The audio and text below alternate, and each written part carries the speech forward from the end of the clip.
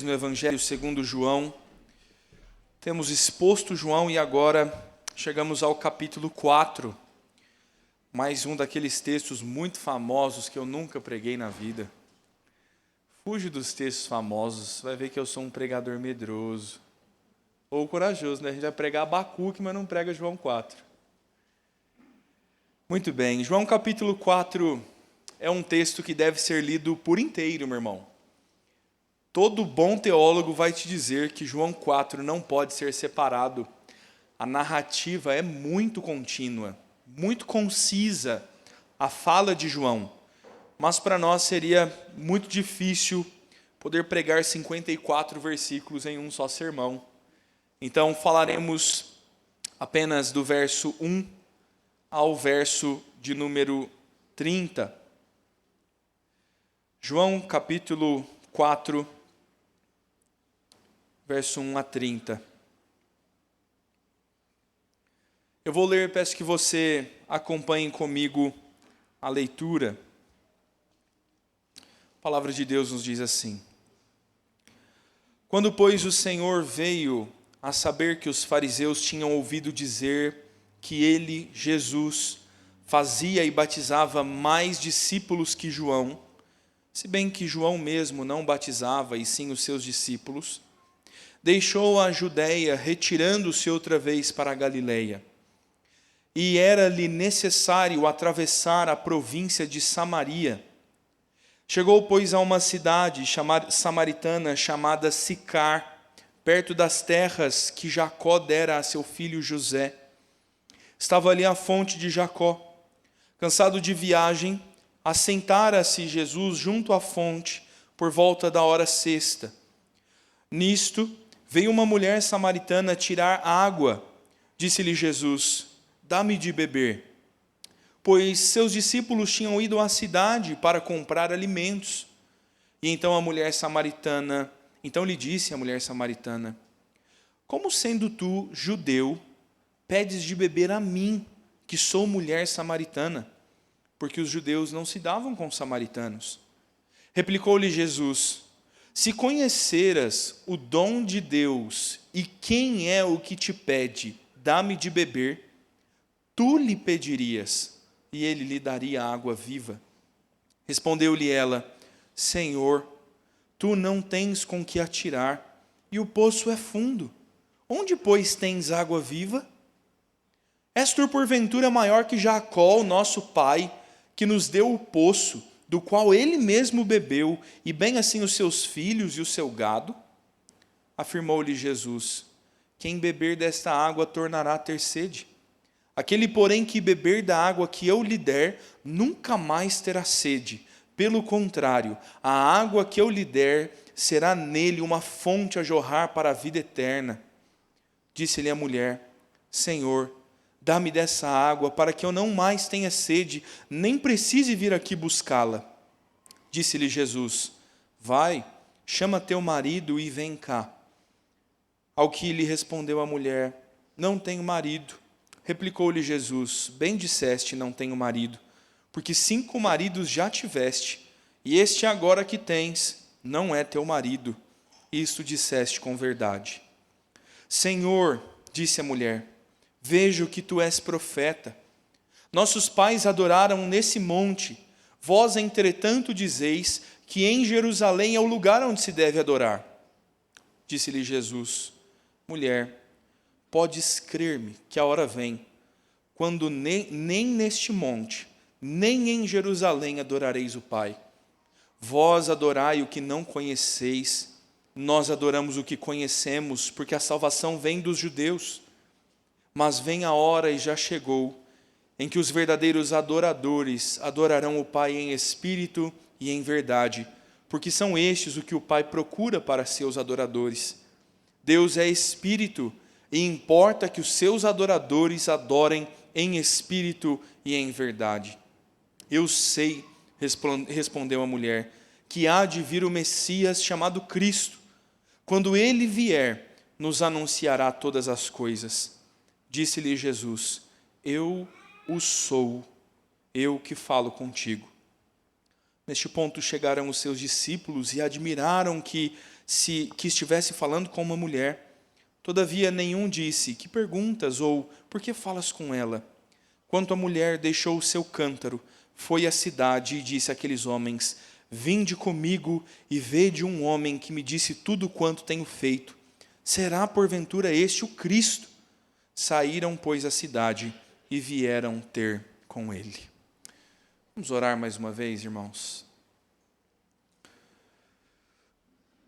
Deus nosso, nós estamos diante da Tua palavra, Senhor. Ela é a água que mata a nossa sede, ela nos conduz a Cristo. E nós, Senhor, cegos pelo nosso pecado, corremos o risco de estar à beira do poço e morrermos de sede. Carecemos da ação do Teu Espírito em nós, Pai, para nos fazer verdadeiros adoradores, para nos dar entendimento. Senhor, nos dá entendimento da Tua palavra. Não nos deixa, Senhor, permanecer como esta mulher perante Cristo, sem entender o que Cristo ensinava. Nos ajuda a entender as Escrituras.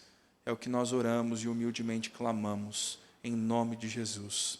Amém. Meu irmão, você já pensou sobre como é difícil lidar com metáforas?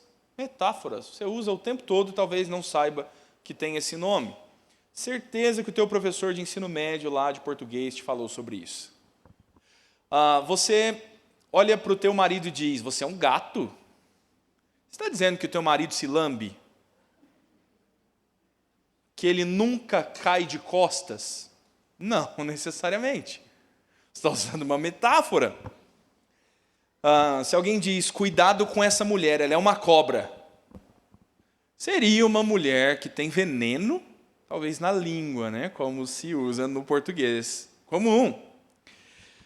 Ou ainda, você lá e o teu colega de trabalho te pede um pedaço de chocolate e você nega. E ele fala: você tem um coração de pedra? Metáforas, meu irmão, nós a usamos o tempo todo. Quem poderia dizer eu da nossa fome de leão, né? Só que às vezes é difícil entender isso. Tem um amigo angolano, Kennedy. Kennedy é meu padrinho de casamento. Moramos juntos no seminário. Como explicar ao Kennedy, quando levei para conhecer Minas Gerais, que é um trem? Kennedy estava lá em Lambari e todo o tempo alguém falava: o trem, o trem, o trem. E não tem trilho em lugar nenhum. Como um angolano entenderia que é um trem? Como, meu irmão, às vezes essas coisas não fazem sentido. Você está tentando entender inglês, você está lá estudando inglês, você aprendeu o verbo to be, você está voando. E aí você está assistindo um filme, de repente uma expressão não faz o menor sentido. É quase como se fosse uma outra língua ainda. Porque são metáforas, são comparações. Sabe que isso é muito importante para nós essa noite, meu irmão? Porque o Senhor Jesus vai usar de algumas metáforas.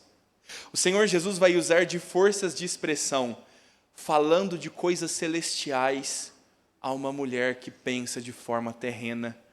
E ela fica igual o Kennedy, sem entender nada. É muito semelhante ao que se passou com Nicodemos. O Senhor Jesus falando a ele e ele ainda sem entender nada. É importante para nós esta noite olhar as boas figuras de linguagem que Cristo nos dá. A água que mata a sede numa conversa que é desenvolvida à beira de um poço. Porque se nós entendermos as metáforas do Senhor Jesus nessa noite, o nosso encontro com Cristo pode ser tão transformador quanto o encontro que esta mulher teve com o Senhor Jesus.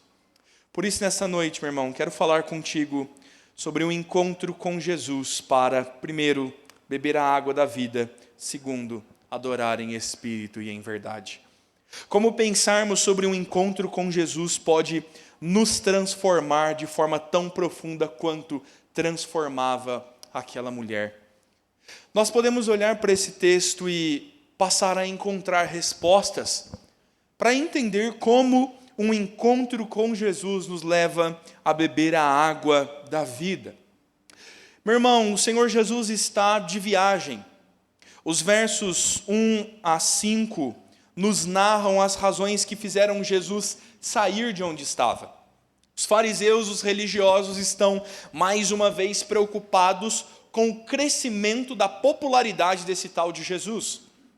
E eles então vão ouvir dizer que Jesus batizava mais pessoas e fazia mais discípulos que os discípulos de João Batista. Lembra do sermão passado, que nós falamos disso? Aquela preocupação de, olha, João, tem alguém que está mais popular do que você, lembra disso? Agora os fariseus perceberam isso. E a preocupação dos fariseus com João Batista já era grande. Você viu João Batista repreender aqueles homens e os chamar de raça de víboras. Eles estavam lá observando João.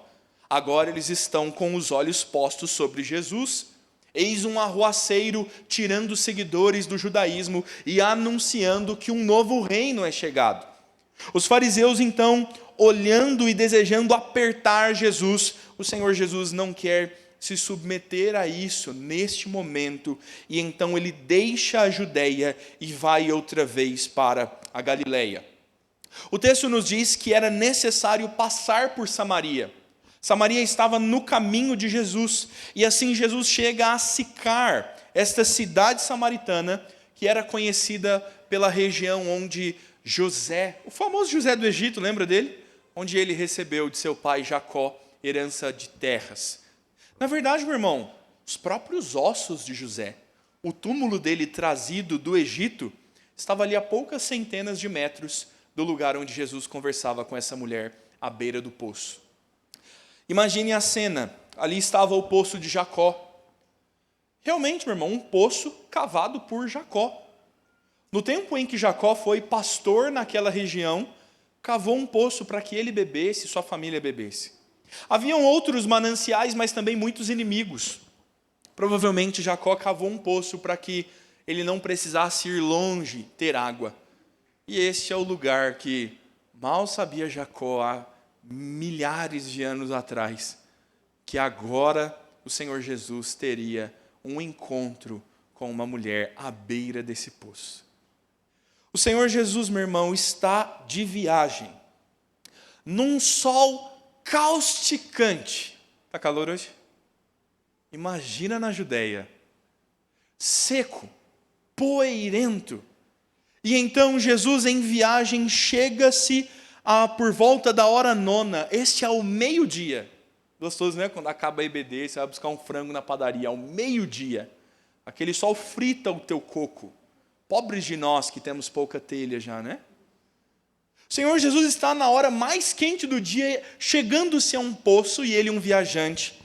E então nós percebemos que a passagem de Jesus por ali é intencional, é decisiva. A ideia de que Jesus tinha que passar por Samaria, meu irmão, não era só rota e caminho.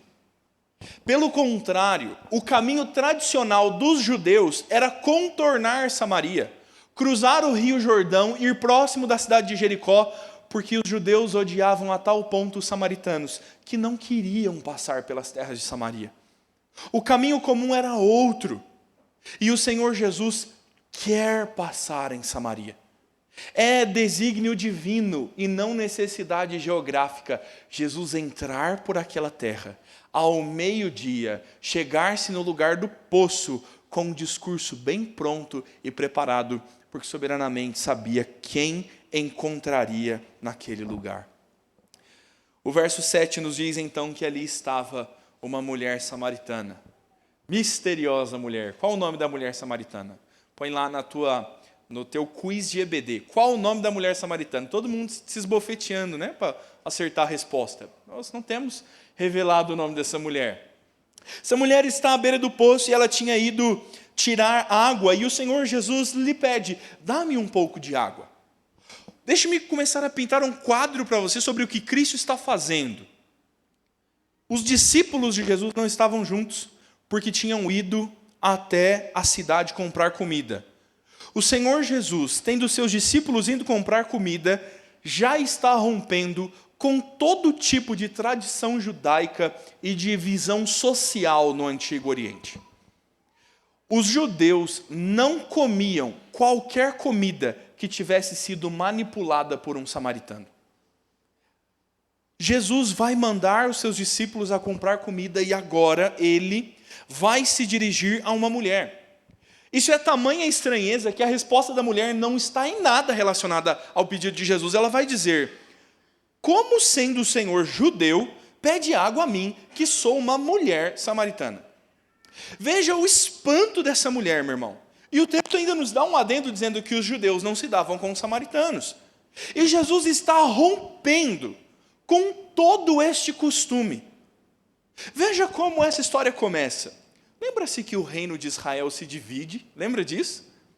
O reino de Israel ao norte, o reino de Judá ao sul. Davi e a tribo de Judá permanecem em Jerusalém, o trono de Davi. E o reino do norte vai passar por diversas sucessões. É o reino que mais permanece em piedade. E é a região dos samaritanos. Eles já são os rebeldes políticos. Eles já são, por natureza, os samaritanos, aqueles que são das cisões, das divisões.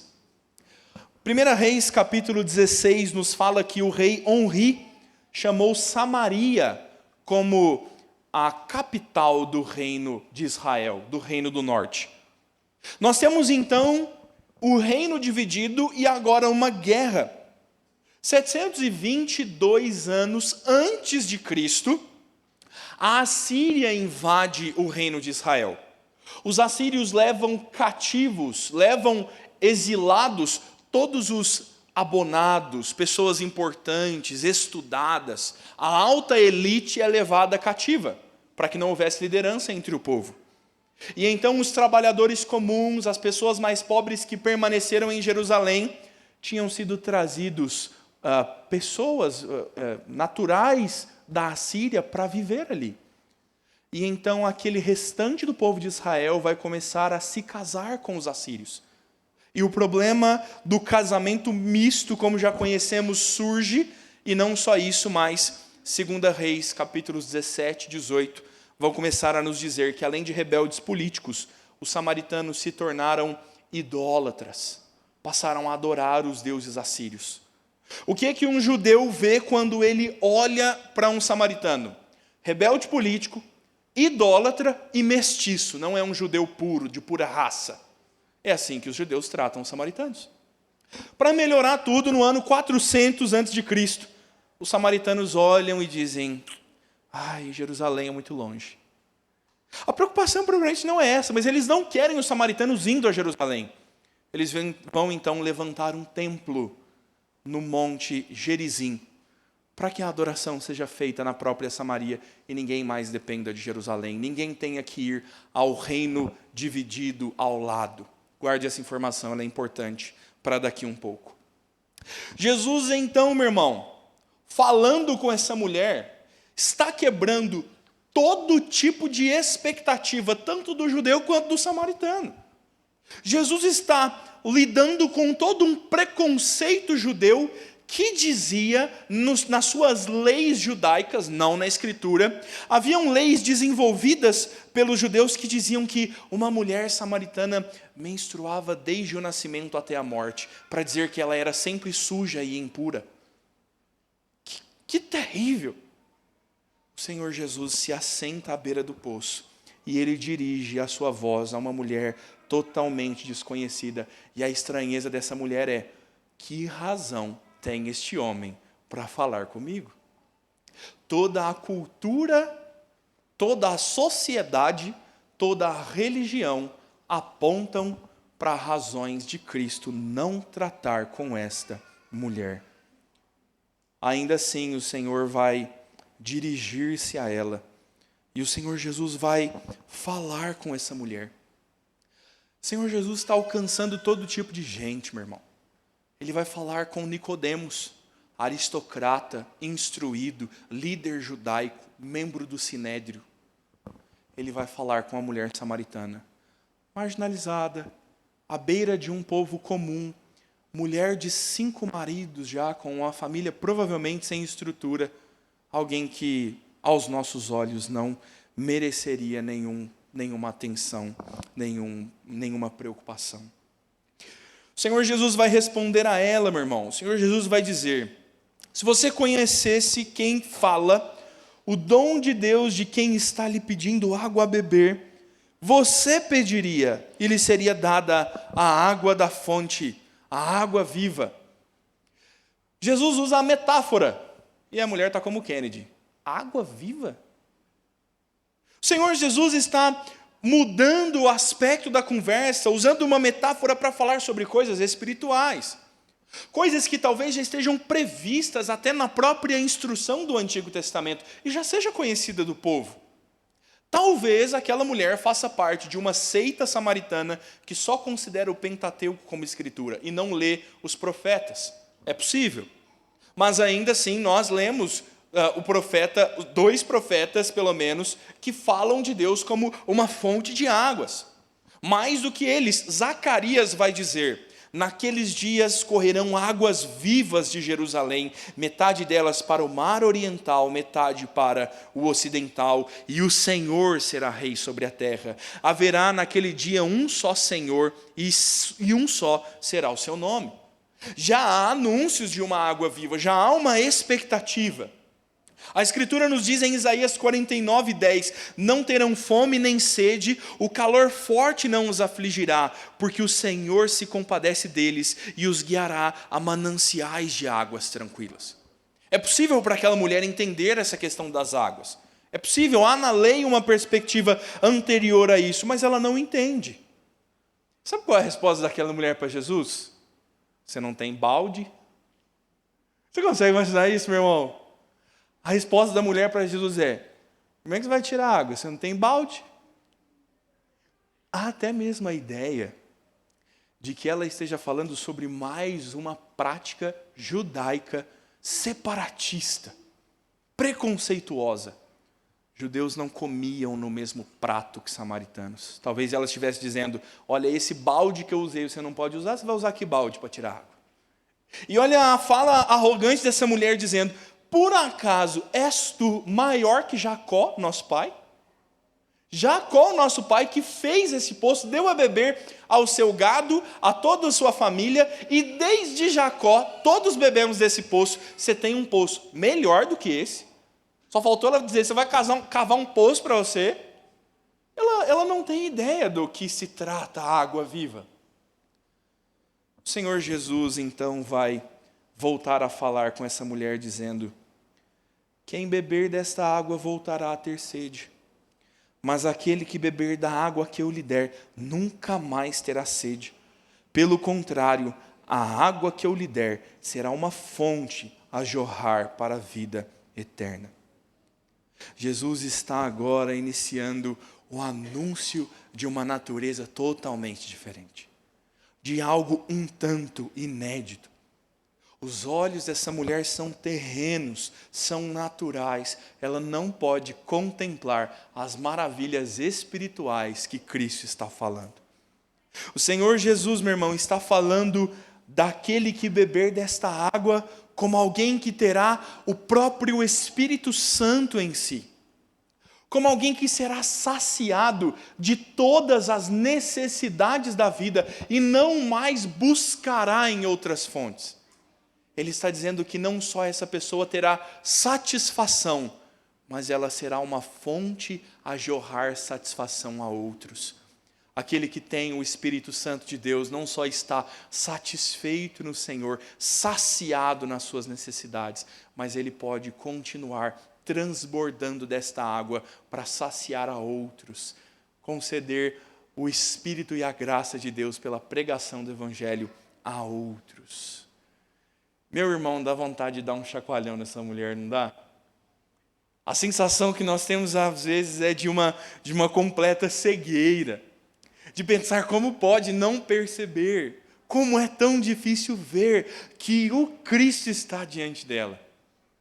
Mas a minha preocupação, meu irmão, é que as nossas vidas corram o risco de andar tão próximo quanto, e nós precisamos trazer esse texto para nós.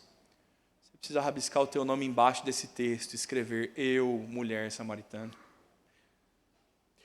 Meu irmão, primeira coisa que eu gostaria de aplicar deste texto à nossa vida é pensar sobre o fato de Deus não fazer acepção de pessoas. Não interessa quem você é. Não interessa quem você é. interessa se você é samaritano, você é guarulhense. Deus salva até argentinos, irmãos. Deus salva membros do Hamas. Deus com graça alcança moradores de rua. E corintianos também são salvos. Deus não faz acepção de pessoas, meu irmão. O Novo Testamento vai nos falar amplamente disso. Após a vinda de Cristo, a salvação se estende a todos. Judeus, gentios, samaritanos, e você tem até um Pentecoste em Samaria. Uma descida visível do Espírito Santo. E os judeus estão dizendo, o Espírito Santo também desce sobre os samaritanos. O Senhor nosso Deus, na sua soberania, fez repetir-se o evento de Atos 2, também sobre os samaritanos, para que não restasse dúvidas de que Deus não faz acepção de pessoas. Meu irmão, aonde chega a minha voz, é possível você que me ouve atender ao chamado do Senhor, tal como lemos no profeta Isaías, vinde beber das fontes de água. Vinde vós todos, de todas as nações, porque Deus não faz acepção de pessoas. Todo aquele que buscar o Senhor será encontrado. O texto está nos levando a pensar no grande amor de Deus, meu irmão, que não olha a capa, que olha o coração e o íntimo. Meu irmão, à vista disso, deixe-me perguntar a você, não deveríamos nós fazer a mesma coisa? Sabe qual é o problema, meu irmão, de movimentos como Black Lives Matter? O problema é que os crentes deveriam fazer isso. Sabe qual é o problema do racismo no Brasil, e ele existe? O problema é que os crentes deveriam fazer isso. Nós, meu irmão, nós deveríamos anunciar a graça de Deus a todos. Há um Deus que terá no último dia diante de si uma multidão inumerável de todo o povo, tribo, raça, língua e nação. E os negros estarão lá. E os nordestinos estarão lá. E nós devemos sim olhar para uma disputa racial que polariza o nosso país. Ou você é um branco opressor, ou você é um negro vítima. E nenhum dos dois, meu irmão. E a Escritura nos põe todos como iguais perante o Senhor. E os crentes deveriam agir em toda injustiça. Em todas as vezes que alguém é negligenciado por causa da sua raça e de onde vem. O crente deveria se erguer como defensor deste. E não movimentos espúrios como este, que têm as suas pautas mais terríveis associadas. É que a gente pensa que isso é coisa de esquerdista. Deus me livre de ser esquerdista. Isso é coisa de gente bíblica, meu irmão. E nós precisamos erguer a bandeira de um Cristo que não faz acepção de pessoas. Talvez para nós até seja um pouco mais tranquilo tratar com negros, nordestinos, estrangeiros, indígenas. Nós fazemos isso. Mas, meu irmão, deixa eu te contar um negócio. Deus não faz acepção de pessoas daquela turma bem urbanoide que pega o metrô com você, sabe? Sabe aquela pessoa que você vê bem claramente não binária? Você não sabe se é um homem, se é uma mulher.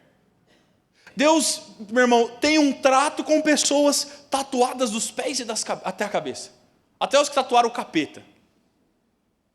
Temos um amigo em Minas que tinha um capeta bem grande tatuado no braço.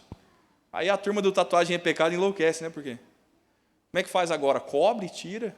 Se tatuar Jesus por cima também é pecado. É uma crise, meu irmão. É uma crise. Pense, meu irmão, na acepção de pessoas. Deixe-me falar a você algo que eu já falei nessa igreja. E eis a nossa tentativa de preparar a igreja para o dia que virá. Que teremos um travesti dentre nós. Que teremos alguém que já passou por uma cirurgia de mudança de sexo, assentado no banco da nossa igreja. E essa pessoa carece da água viva que é Cristo. E nós precisamos apresentar Cristo a essas pessoas. Os protestos na Paulista daqueles que gritam a favor do aborto, nós precisamos ter misericórdia com eles, meu irmão. Nós não somos nem de direita nem de esquerda. Nós não somos machistas, feministas ou de qualquer outra ideologia. Nós somos bíblicos, meu irmão. E a Bíblia alcança a todos. E nós não deveríamos ser aqueles que fazem acepção de pessoas. Nós deveríamos ser aqueles que estendem a pregação da palavra a todo tipo de samaritano. Deixe-me falar sobre uma outra coisa importante. Não só esta implicação da acepção de pessoas, mas, meu irmão, nós precisamos olhar para a água viva que é Cristo. Precisamos olhar, meu irmão, para a bênção de podermos beber água pura e cristalina. Você já assistiu às Aventuras de Pi? Lembra desse filme? Um jovem num naufrágio que fica perdido no mar e tem um bote apenas. Salva-se no bote junto com ele um tigre e um macaco e uma zebra. Ele estava a caminho de um zoológico que estava sendo mudado de lugar. Ah, meu irmão, aquele filme é assustador. É assustador ver aquele jovem com a boca ressecada quando começa a chover e pinga algumas gotas d'água. E logo aquela tempestade se transforma, ou melhor, aquelas pequenas gotas se transformam em uma tempestade assustadora. Aí você diz, não, pastor, mas imagina, ficção. Deixa eu te contar a história do José Salvador Ambarengo, um homem mexicano que em 2012 saiu para caçar tubarões. Ele era um pescador, experiente pescador. Uma tempestade fez com que ele, num barco de 7,5 metros, pensa aí no barco aí do seu José, mexicano, o barco do seu José foi varrido pelo mar por 12.500 quilômetros. Ele saiu do México e foi parar nas Ilhas Marshall, 12.500 quilômetros de casa. Sabe quanto tempo esse homem ficou à deriva? 16 meses à deriva. Os companheiros de pesca morreram, só ele sobreviveu. Numa dieta de peixes. E a água? E a água, meu irmão? Bebendo a própria urina e sangue de tartaruga. Coisa de pescador. Quanto esse homem desejava um copo d'água? Quero lembrá-lo de que nós estamos bebendo urina e sangue de tartaruga. Quero lembrá-lo, meu irmão, de que quando nós deixamos o Senhor, nós cavamos cisternas de água suja e bebemos água suja quando abandonamos a Deus. E Deus está dizendo, eu tenho para vocês um manancial de águas limpas. E nós estamos bebendo água suja. Deu sede, meu irmão? Pense sobre todas as vezes que negamos a Cristo. Pense sobre todas as vezes que o teu coração se distancia de verdades bíblicas, de verdades cristalinas e transformadoras que vão restaurar a sua alma. E você vai matar a sua sede com água do mar. E as falsas verdades deste mundo, pouco a pouco, matam a sua carne. Quando o Senhor Jesus está nos dizendo, se você beber de mim, você nunca mais terá sede. Se você tiver a Cristo, você nunca mais padecerá de outra necessidade. E pobre daquele que pensa que a maior crise é o sustento físico. É a mulher pensando, ótimo, me dê dessa água, assim eu não vou precisar voltar no poço. A preocupação maior não é essa, meu irmão. É a angústia da nossa alma. São as tristezas que nos consomem e nos corroem por dentro. São as nossas inquietações, medos, inseguranças, porque nós somos frágeis mesmo. E nós estamos o tempo todo procurando sanar essas coisas. Me dê aí um pouco de água, porque o meu coração está amargurado, seco. Eu preciso de algo que o faça viver. Encontra-se isso na pornografia. E encontra-se isso em ideologias que falam de justiça. Encontra-se isso em adultério. Encontra-se isso, sabe onde? Em sono. Que a gente é crente, não bebe, mas a gente bate uns comprimidinhos e dorme por 12 ou 16 horas no fim de semana. Que é para tentar afogar as mágoas. Só Cristo pode afogá-las, meu irmão. Só Cristo pode sanar esse desejo profundo da nossa alma.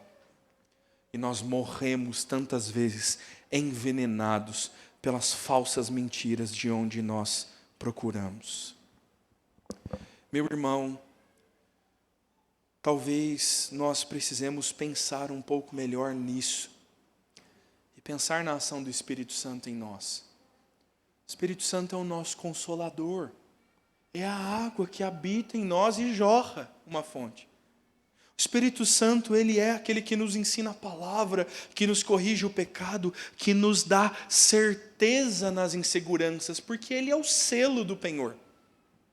Do irmão que anda inseguro pensando, eu vou morrer, eu vou morrer, eu vou morrer. Não vai, o selo do penhor está lá para dizer que você pertence ao Senhor e ele é que vai vir como aquele que resgata o penhor te resgatar.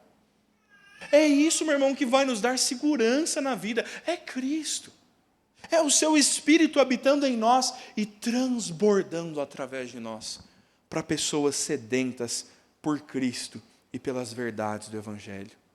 Nós precisamos de água pura. Você precisa beber tão somente em Cristo. Abandona, meu irmão, essa cisterna aí de água parada. Você está bebendo água barrosa. Tem para você uma água pura em Cristo. Meu irmão, o Senhor Jesus continua nos ensinando um pouco mais.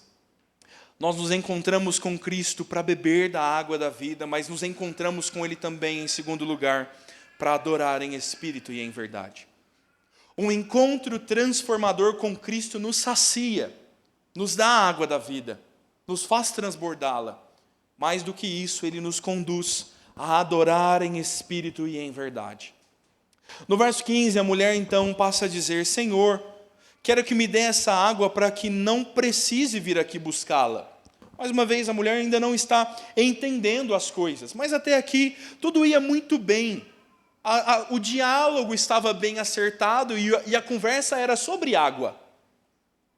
E então o Senhor Jesus muda com força o assunto.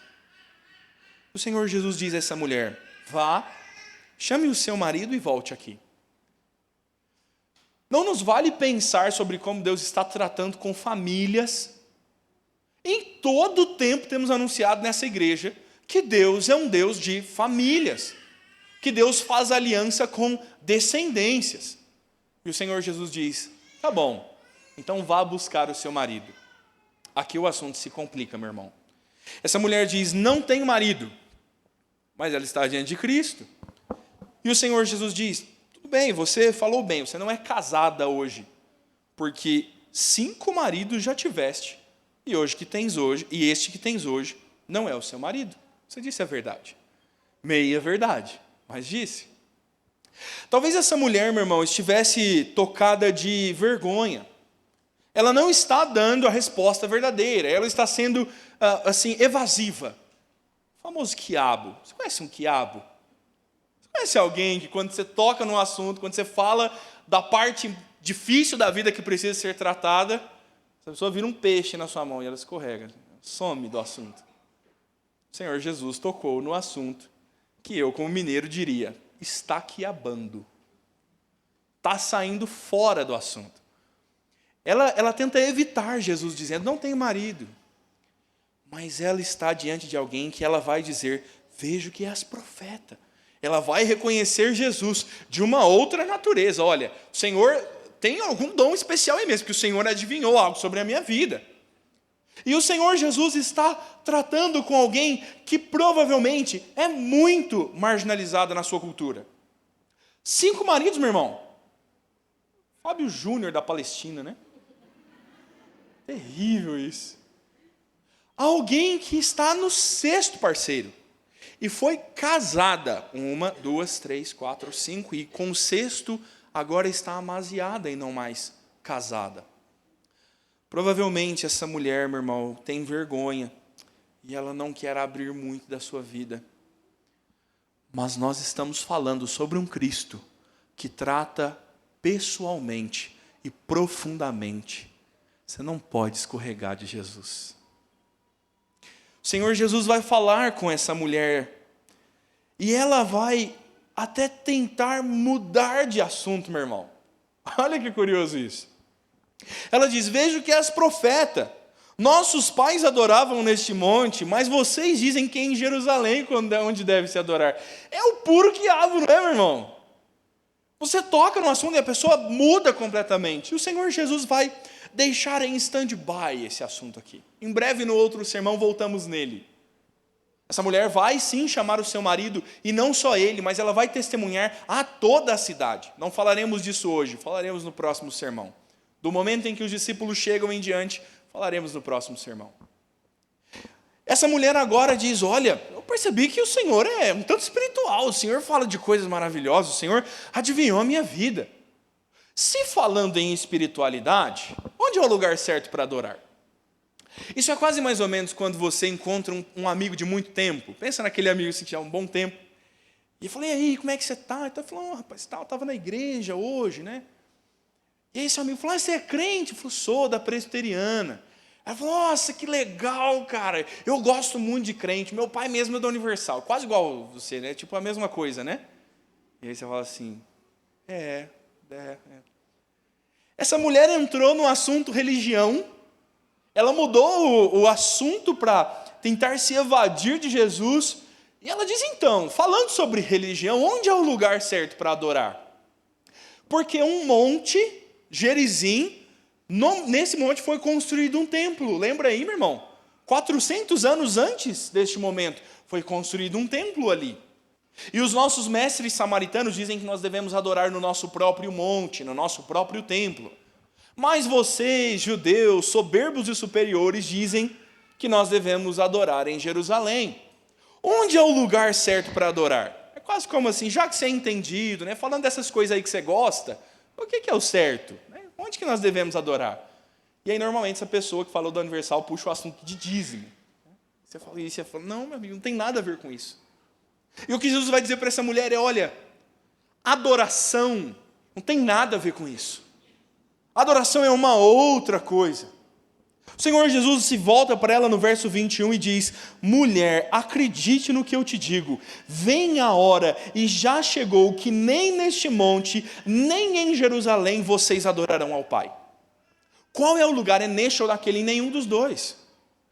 O Senhor Jesus ainda vai repreendê-la dizendo: vocês adoram o que não conhecem, mas nós adoramos o que conhecemos. A salvação vem dos judeus. A promessa se mantém, meu irmão. A salvação vem do trono de Davi, o descendente de Judá. E quando o reino se rompe, é rebeldia daqueles que abandonam, porque a promessa é conhecida de todos, que o Messias viria da linhagem de Judá, nasceria no governo de Israel em Judá, em Jerusalém, seria manifesto o Messias. E o Senhor então está dizendo: olha, de fato, a salvação vem dos judeus, a origem é ali. Não que isso traga valor próprio, não que isso seja bom de uma forma inata. Mas verso 23, ele diz: vem a hora e já chegou, que os verdadeiros adoradores adorarão ao Pai em espírito e em verdade. Porque aqueles que o Pai procura não são os visitadores de Jerusalém ou de Gerizim. Os que Deus procura são aqueles que o adoram em espírito e em verdade. Assim é necessário que os adoradores adorem ao Senhor, não em templos, porque Deus é espírito. E aquele Deus que é espírito não pode ser agradado por coisas tão somente físicas e mecânicas, por uma adoração externa, por uma adoração ritual. Aqueles que o Pai procura é os que intimamente no seu coração adoram de forma verdadeira, não de forma aparente. É muito fácil ir a Jerusalém. É muito tranquilo uma viagem que é quase uma viagem de férias a Jerusalém. E o Senhor está dizendo: não são esses. São aqueles que adoram ao Pai em espírito. Aqueles que na comunicação do Espírito Santo no nosso íntimo têm condições de agradar a Deus, porque o fazem em verdade. Parece, meu irmão, que essa resposta vai confundir um pouco a mulher. O reino de Deus já chegou. Cristo está inaugurando quando ele e seus discípulos anunciam: é chegado o reino de Deus a vós. Um reino que não faz acepção de pessoas. Um reino que não é para judeus ou para samaritanos, é para todos os que creem. Um reino que será para sempre, o seu domínio não tem fim e se estenderá a todos os confins da terra.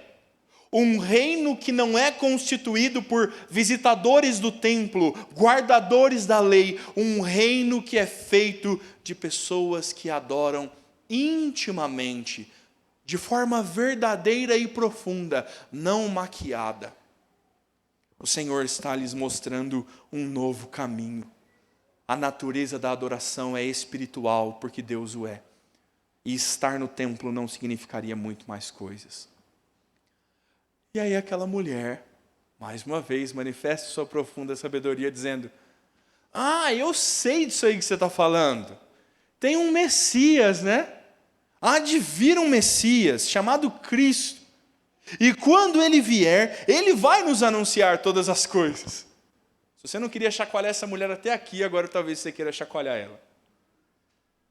E o Senhor Jesus vai lhes dizer: eu sou o Messias, aquele com quem você está falando. Essa mulher até sobe um degrau a mais, de olhar para Jesus como: você é um homem judeu. Daqui a pouco ela olha para Jesus dizendo: olha, vejo que você é um profeta. E ela começa a falar sobre coisas espirituais com o profeta. E agora, meu irmão, ela sobe um degrau mais dizendo: tem um Cristo. Você sabia que tem um Cristo? E Jesus lhe diz: eu sou o Cristo. É como se toda essa conversa, meu irmão, fosse uma longa narrativa que vai se construindo, uma onda crescendo. E a crista deste momento é o anúncio de Cristo. E parece que aqui as coisas cessam. Parece, meu irmão, que há uma tempestade acontecendo no coração de uma mulher que está confusa, que não entende ao certo quem é esse homem, ele nem deveria estar falando comigo. De repente ele começa a me dizer sobre uma forma de ser saciado para sempre. Agora ele vai tocar a minha vida tão pessoalmente, de conhecer como é o meu matrimônio e como a minha história é terrível por já ter sido casada 5 vezes. E não obstante isso, agora ele me diz que ele é o próprio Messias. É como se a fala de Jesus, meu irmão, fosse uma conclusão suave. É como se uma grande onda crescesse, e quando se tornaria uma discussão entre um samaritano e um judeu, aquilo se abranda em paz. É tão bom como quando você vê uma grosseira tempestade chegando no horizonte, e muitos trovões, e você diz: vai derrubar a minha casa. E a fala de Jesus dizendo: eu sou o Messias, é tão somente os ventos se acalmando e a chuva vindo mansa, molhando seu telhado. O Senhor Jesus brandamente anuncia o conhecimento mais profundo possível a essa mulher. As escamas lhe caem dos olhos, descortina-se o coração dela. O Messias foi revelado a essa mulher. Meu irmão, tenho a dizer a você sobre adorar em espírito e em verdade, que Cristo trata com gente comum. Cristo não está procurando presbiterianos de berço. Cristo não está à procura de crentes que nunca se drogaram. O Senhor Jesus não busca sãos, porque esses não precisam de médico. O Senhor Jesus vem tratar com gente ferida, indigna, doente.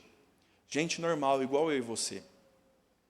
Gente que tem pecado na história de vida, igual eu e você. Gente, meu irmão, que se fosse marginalizada não seria sem razão, porque nós somos ruins mesmo. Somos indignos mesmo. Gente que talvez se fôssemos nós assentados, nós teríamos certeza de que aquele homem não deveria estar falando conosco. Um homem tão puro como Cristo não deveria nem se dirigir a mim, eu não sou digno. João Batista diz que nem de desamarrar a sandália, que dirá nós. Com esse tipo de gente que Cristo quer tratar, meu irmão. Com gente comum, gente com histórias e cicatrizes, gente com pecados a serem sarados. E é este o Cristo, meu irmão. É este o Redentor. Lembre-se dos discípulos de Jesus. Lembre-se de quem são aqueles que tiveram as suas histórias transformadas. Você se lembra quem é Maria Madalena? Maria Madalena, meu irmão, é uma prostituta. E é gente assim que o Senhor Jesus vai alcançar, redimir, transformar, santificar, para que agora sejam adoradores em espírito e em verdade. Não interessa quem você é, meu irmão. Não interessa a sua história. Não é importante para saber se Deus vai te amar ou não. A oferta da graça é aberta. A oferta a todos é dada. Não daqueles que são puros e fazem rituais no templo, mas daqueles que no íntimo estão arrependidos e adoram ao Senhor com todo o seu coração, alma, força e entendimento. Esses são os adoradores. Veja como Jesus expõe as verdades. E se gente comum como nós quer seguir a Cristo, se gente com as nossas histórias confusas e truncadas, com essas nossas vidas todas tortas, se gente como nós quer seguir a Cristo, o Senhor Jesus vai descortinar as nossas verdades e você não vai poder escorregar dele. É certo, meu irmão, que Deus não faz acepção de pessoas. Pode cantar "Eu venho como estou", mas você não vai permanecer assim, porque Maria Madalena não permaneceu, porque Saulo não permaneceu, porque Davi não permaneceu, porque Sansão não permaneceu, porque todos aqueles que foram alcançados pela graça foram transformados. E talvez você se chegue a Jesus dizendo: Senhor, tem uma depressão aqui para ser curada, tem uma vontade de morrer, uma inquietude, um medo que me domina, queria muito beber dessa fonte. E aí o Senhor Jesus vai dizer: vai lá buscar os teus problemas que eu quero tratar todos. O Senhor Jesus não vai tocar em uma parte da tua vida, meu irmão, Ele vai mudar toda ela. Parece curioso pensar como as minhas aplicações se afunilam.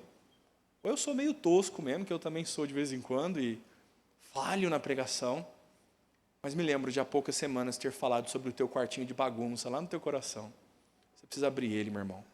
E o Senhor Jesus vai limpar toda a casa. É assim que o Senhor Jesus tratava gente endemoniada. Expulsava os demônios, organizava a casa para que quando voltassem, a casa estivesse limpa e ornamentada. É isso que Cristo faz, meu irmão. Cristo transforma as pessoas.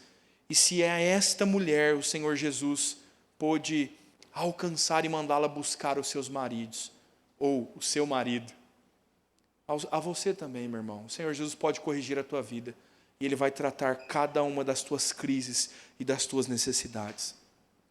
Não seja autopiedoso. Não seja como essa mulher que está dizendo: não, é que eu não sou casado, né? Jesus fala assim: pô, e aí esse teu vício aí? Como é que nós vamos fazer com esse teu vício aí? Não, Senhor, não sou viciado não, eu paro quando eu quiser, tranquilo. Todo viciado para quando quiser, né? Impressionante, para quando morre. Nós somos às vezes bem autopiedosos, meu irmão. Com esses nossos pecados velhos, nós somos muito misericordiosos. A gente gosta de passar um pano, a gente gosta de diminuir o nosso pecado. Sabe aquele negócio de dar notícia? Você fala assim: pai, já viu R$2 amassados? Seu pai fala: não. Já viu isso? Aí o menino mostra uma nota de R$2 amassado. Pai, você já viu R$40 mil amassado? O pai fala: não, nunca vi. Aí ele dá a chave do carro: R$40. R$40 mil amassados. Preciso sempre amaziar o meu erro. Quando eu peco não é tão grave. Os meus problemas nem são tão complicados assim. Não, Jesus, está tudo bem, eu nem sou casado. Você está dizendo: não, Senhor, está tudo bem, eu não tenho problemas não, está tudo em ordem. E o Senhor Jesus está dizendo: vai lá e volta aqui, que eu vou te tratar por inteiro. O Senhor Jesus nos trata assim, meu irmão. Para que sejamos adoradores em espírito e em verdade. A mulher samaritana parece que trata com tanta segurança sobre religiosidade, né? Vejo que as profetas, entendo sobre os profetas, conheço alguns profetas, eu sei desse negócio de religião. Eu entendo a constituição da IPB, rapaz. Eu estou nessa igreja aqui, já vi tanta coisa acontecer nesse tempo de crente. Desde 1933 eu sou crente, sabia, Lívia? As pessoas se dão uma segurança tão grande, né, de dizer, Senhor, eu entendo das coisas espirituais. Só uma dúvidazinha assim, básica, onde que eu deveria adorar? E meu irmão, parece que tantas vezes nós nos achegamos a Cristo com a mesma arrogância espiritual.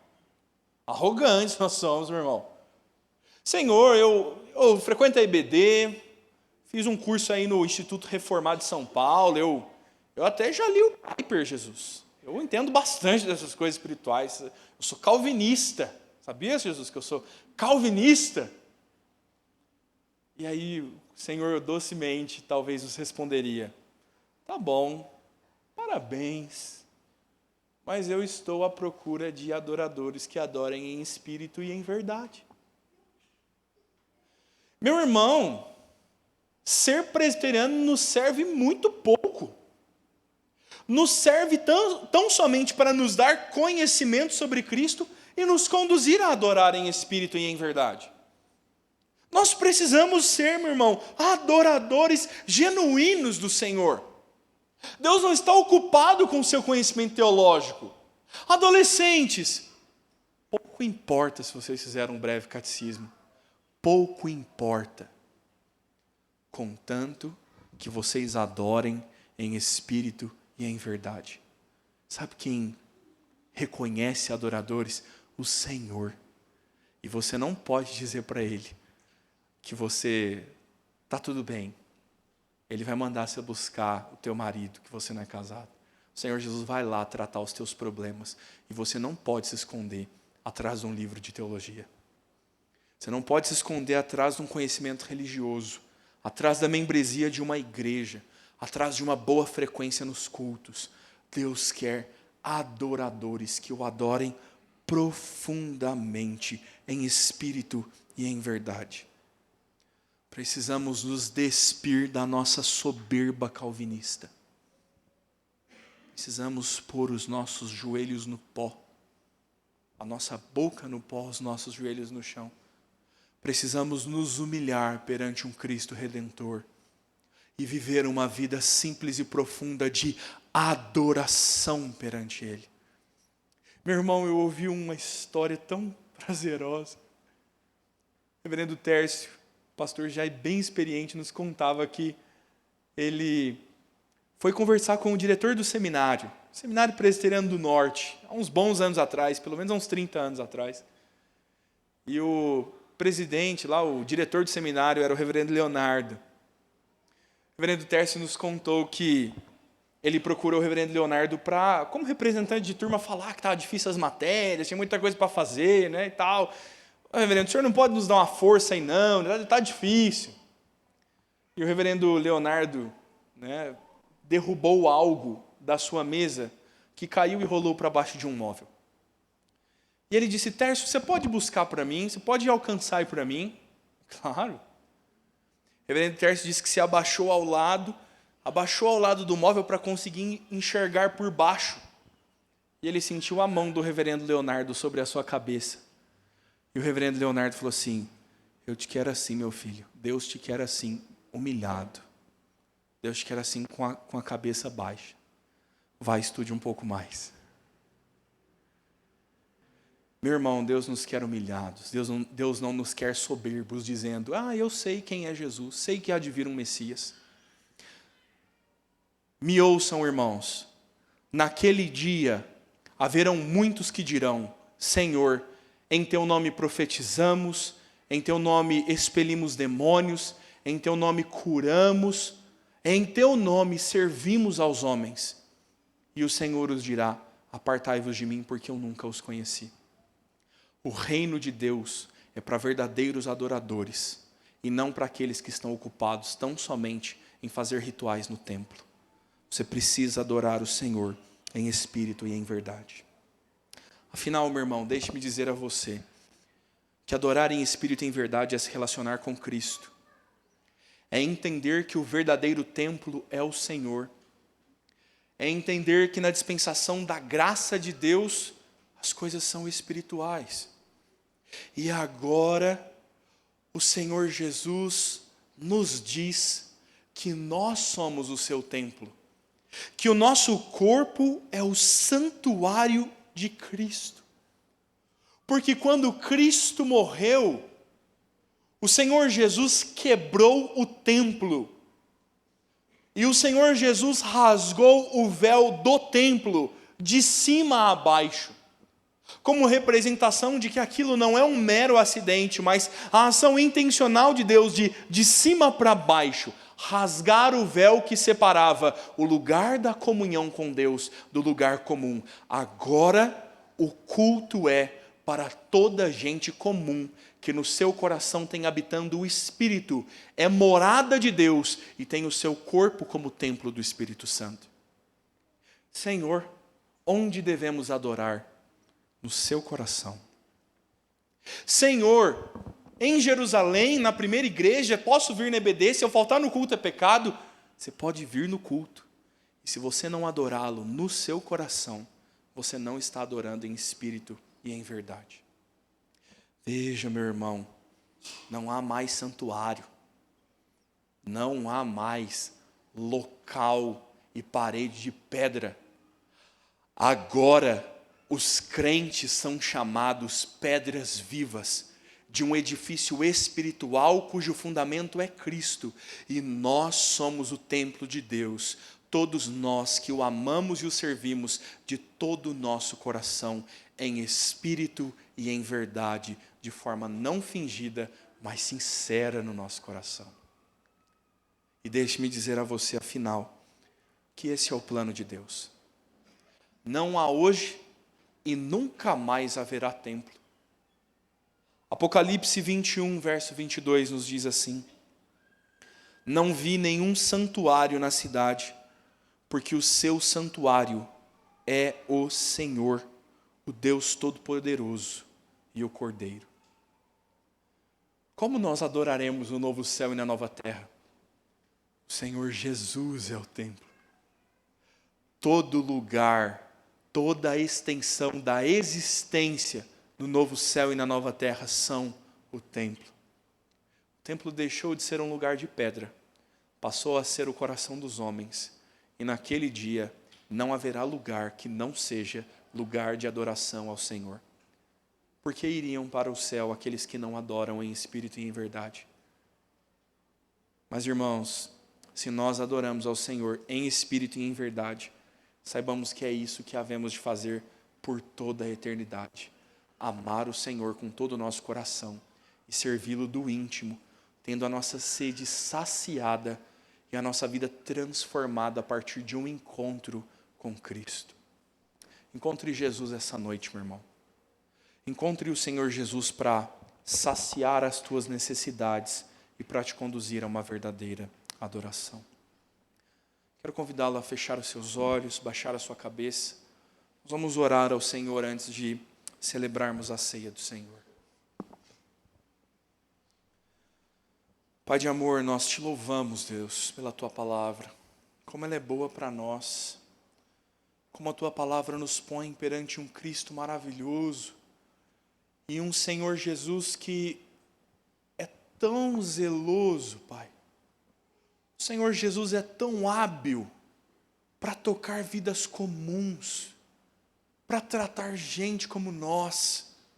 E nós te louvamos porque o teu amor nos alcança e nos sacia, Pai.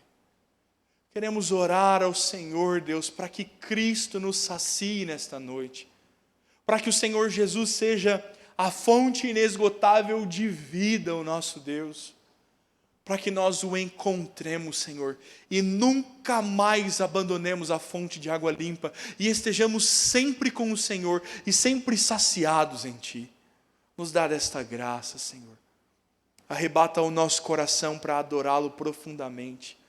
Arrebata-nos, Deus, e leva-nos a Ti, para que todo o nosso íntimo esteja desnudo perante o Senhor, e não haja pecado não confessado, e toda a nossa vida o adore verdadeiramente e espiritualmente estejamos presentes diante do Senhor.